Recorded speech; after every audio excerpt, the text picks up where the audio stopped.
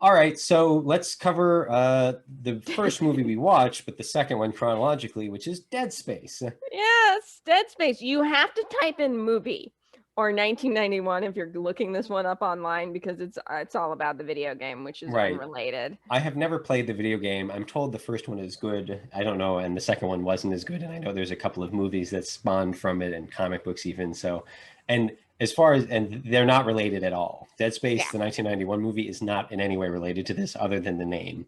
And the right. reason for that is because it is actually a remake of a movie called Forbidden World or Mutant or like Experiment X. It's had a couple different names, but currently Right. it's Forbidden World.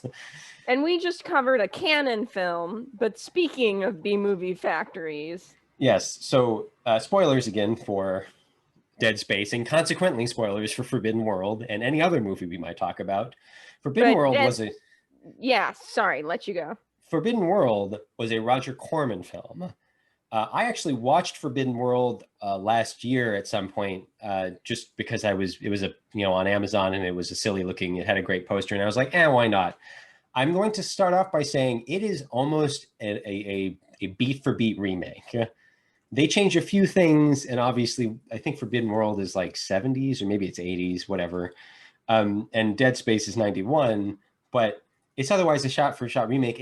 And except that somehow it has less money than Forbidden World did, or at least it looks like it did, and that may be a part of the magic of Roger Corman and the studio and the people he worked with. I mean, this is another Roger Corman film. I didn't even realize that. Dead Space is a Roger Corman remake of a Roger Corman film. Right, and so he was better at Bless it earlier Roger on. Corman. I mean, Bless his soul.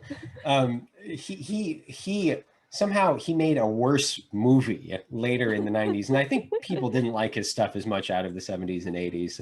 I mean, they didn't like his stuff later on as much, as far as I understand it. But the plot is awfully simple, and it is. I will do the synopsis since I've now seen two versions of this. The movie opens on guy with ship in space. He's some sort of military. You're giving the movie officer. too much credit already. Movie starts in a room with a guy pricking himself in a laboratory. Sorry, yes, it starts there. So we see something has gone wrong in the lab, and we cut to military man who's in space doing something, and he shoots some people. And I actually think it is the same outside space shots from Forbidden World that it was in Dead Space. Oh, but those are also from Battle from Beyond the Stars. He's just reusing his stuff. Okay, that's what I was like. I'm also pretty sure they're from Battle from Beyond the Stars, so it might be 3 movies with the same space shots in it. Right, I think so. Anyways, so we go to this guy, and he lands. There's a distress signal. He lands at the lab, which we have seen in the opening, and they're like, there's a conflict of like one person called the SOS, one person, the other people didn't want it. What's going on in this lab? Something bad's going to happen. They can't get on the ship for some dumb reason and leave. A monster movie ensues. Mostly everyone dies at the end. It is Star Wars meets Alien meets Contagion, although Contagion wasn't a thing yet. But the Star Wars thing kind of gets me because I didn't think of Star Wars when I watched it. But you have to okay, so can I'm like taking over again. You have the floor. I had not seen Forbidden World. I had no idea what I was getting into. It starts in a lab. Right. Just in a lab with a guy like pricking himself till he's bleeding in a lab, which is like not a thing you know, I mean, yeah. I think there's protocols for when you do that, but don't worry about it because something is shattered in the background and he's like going to touch it.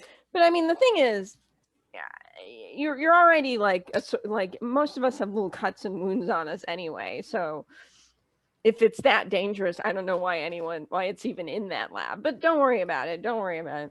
And then I think we go to like the credit sequence, which has like, I feel like if I learned to make music in Rock Band or one of those kind of things, like I could make this music in about an hour. Like so bad. I'm picky about music, but I also don't notice it half the time. And this was terrible. And then suddenly we're in space. And I didn't even know we were in space before. Like I felt like we were setting up for some kind of medical thriller thing, which of course we weren't because it's called Dead Space. But like suddenly we're in space.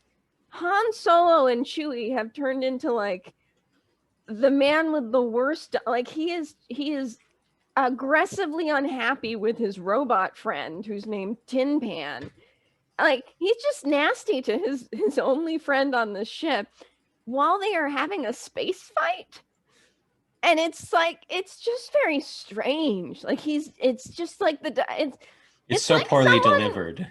But there are people who are kind of, I mean, I don't know how I want to put this, like people who are out of step. And sometimes I feel out of step. So I'm saying, like, I really like this thing, and it seems like there are only 10 other people on this planet who really like this thing. So clearly I'm out of step, right? But Right. imagine someone watching Star Wars and being like, this isn't quite funny.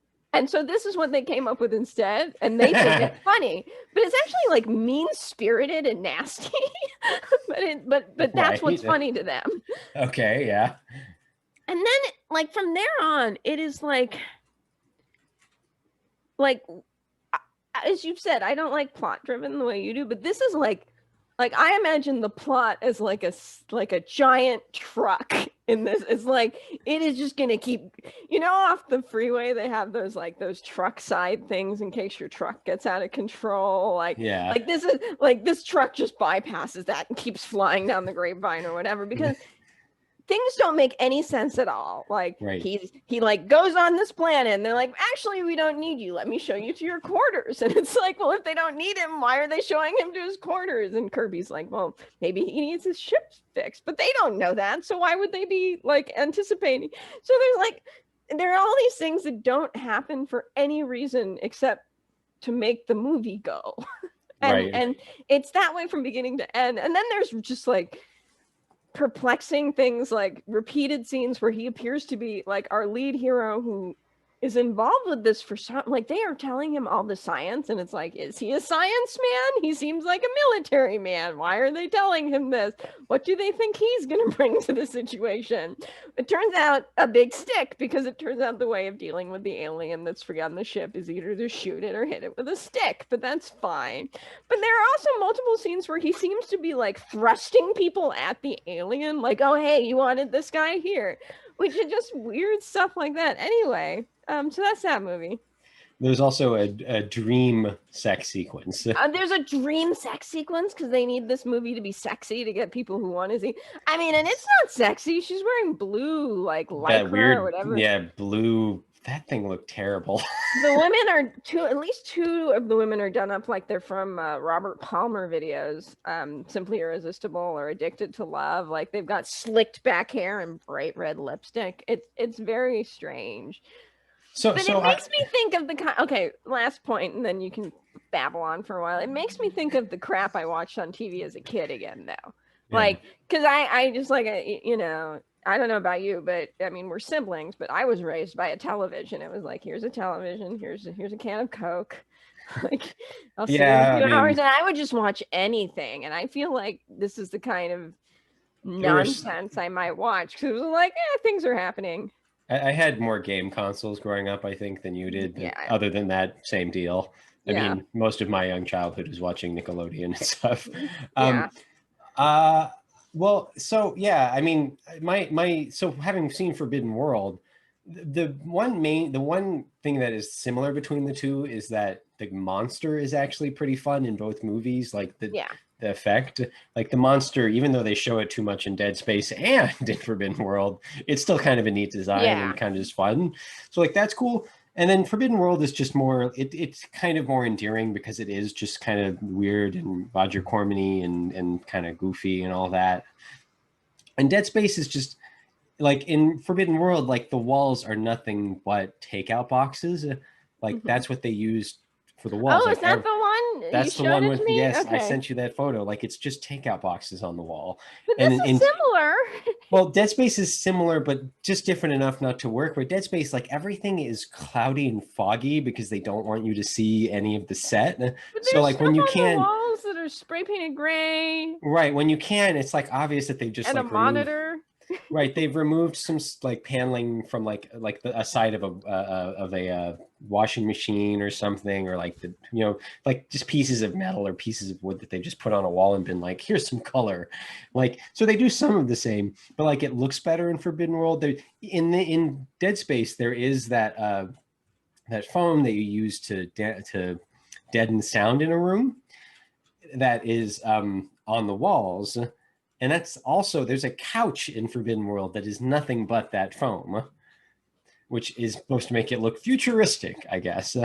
So it's like Forbidden World is more charming to me, and Dead Space is, I still enjoy Dead Space because it's just a silly, dumb movie, but it is also just like people wandering around, like not doing anything in places. And then some people die horribly, and then a monster shoots through a wall, so it's kind of entertaining. And then there's that scene where God. they go Kirby lost outdoors. his mind in that scene where there's a window and our guy is like looking for the monster, and like through the window you just see like it's like an Alfred Hitchcock cameo. Yeah. Like there's just a monster like and then it like slowly backs away. It was just so stupid. Yes. Well, and like, yeah, it's very stupid. Well, and also we haven't even mentioned this yet because most of the actors are not people who I think have really been in much, but Bryan Cranston is in this. Right. We haven't even talked about that yet, and he's a very big star these days and has been for a number of years. And he plays Dr. Guy in this. And it's just like, the line delivery is pretty much terrible across the board, even poor Bryan Cranston. And that's where it's like everybody working on this movie, like they probably were trying, but like the director didn't know how to get it from them. Some of them didn't know how to act.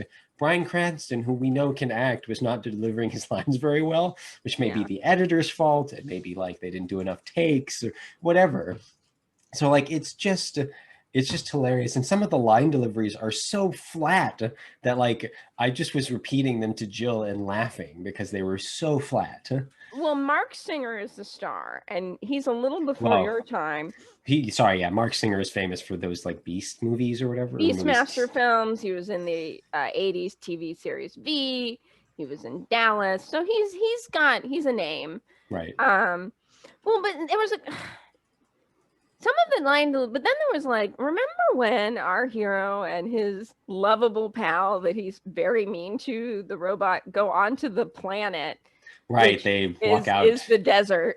It's just like somewhere in Southern California. Yeah. And their suit's going to deteriorate, and they've got like fog near the camera to try and make the planet look inhospitable, but it just really looks like somewhere in Southern California.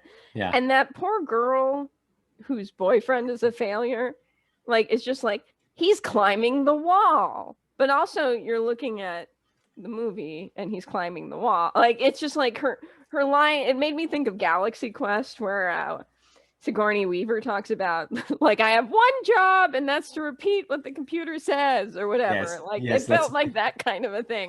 Galaxy Quest is infinitely quotable. yes.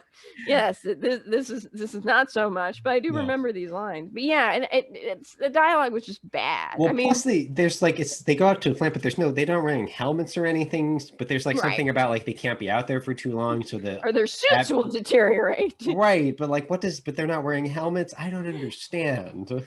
Well, it's not that. So we just talked about Life Force, which is a weird high budget film, and it has none of these problems.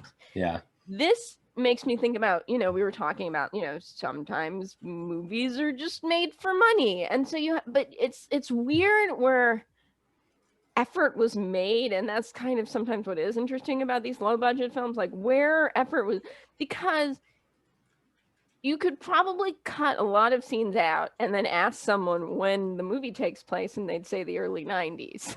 Right. It's the future and we're in space, but everybody's dressed like a woman has a scrunchie in her hair, the makeup and everything. There's no attempt to make this look like the future at all. There's nothing that makes this the future.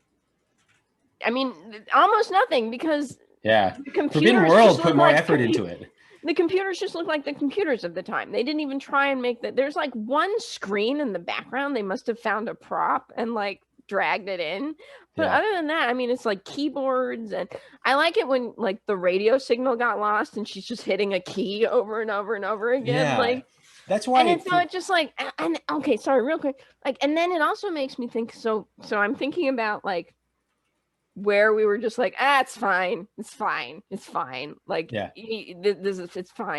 But also like the price of scripts, like how much it costs, because it's not good. Right. And, I write, and, your writing comes out terrible. unless you put a lot of time into it. So like, is this like Right. an hourly wage we're seeing here? Anyway. Well, and I mean, of course, somebody who's been writing for longer might know how to make one of these B movies a certain way quicker or something. But like the other thing is, again, Forbidden World is a more charming movie ultimately because they did put more effort into it. Again, the walls are completely covered in takeout boxes in Forbidden World. And like the It writing, looks even like some more of effort was made, is what you're yeah, saying. and like even the writing and like the characters and the dialogue is a little better in Forbidden World. It's not a great movie by any stretch of the imagination, but it's just more amusing. So yeah, it's No, the dialogue in odd. here, like there's just again like the truck that is the plot just barreling through the movie. Like there's the like one woman is introduced as the only person who survived this horrific massacre, and you're like, why would you introduce someone like that? Also, again, why are they telling this man who just showed up any of this information? What do they think he can do for them? Doesn't matter. The truck is the plot is a truck driving as fast as it can down the grapevine. Don't worry Vroom, about vroom. world building. It doesn't matter. Yeah, and yeah, there's just a lot of like dialogue that's about getting us from A to B without necessarily revealing any story or character or anything like that. There's like basically no character. There is I don't have anything else to say about this, but I did remember one thing I wanted to call out, which is um at the very end where we've got this virus and somehow that's going to kill the monster and get us all better. And we know that at that point Bryan Cranston has the virus, and we know that he's going to die somehow because that's how these movies go. And it's just great the effect of his head is ultimately like popped off and like chewed on, or I don't know what's going on, but like it just pops off Bryan Cranston. Well, that's one of the scenes where our hero throws a person at the alien to kill. Remember? Yeah, Like, yeah. I don't know. Don't worry Actually, about it. the very end of this, did we warn that we were spoiling the famous We 1991? did. Anyway, Yeah. the very end of this, he and lady who who had sex dreams about him, who we know are meant to be a couple because they stare at each other for a while. Yeah. But there's like not really many scenes of that. They're like on his ship together, and she's like, I want to go here, and he's like, but I don't want to. Wasn't that a weird moment? Do you remember that? Like they're on his weird nudist chair thing in his ship. Yes, I remember, but I don't remember the dialogue at all. I feel like if you like to hang out with your friends and play games while bad movies are playing in the background, this is one of those movies. Like, yeah, very few people are really gonna. I mean, it's more entertaining than Monster at Go-Go. It's more entertaining than The Giant Claw. yeah. But it's like the kind of thing you put on and don't pay too much attention to. I mean, I was distracted. Like when I was watching it, I was trying to pay attention, but I also had just gotten a new phone and was like fiddling around with that. And like, none of this matters. That's why it's Forbidden like World. good background for a party or games or things that we're not doing right now because we're all in our houses because it's still COVID era. But yeah, that's what this feels. It feels like, entertaining enough for that, but not so entertaining that people are going to want to watch it instead of take their turn in Catan or whatever. Yeah, totally.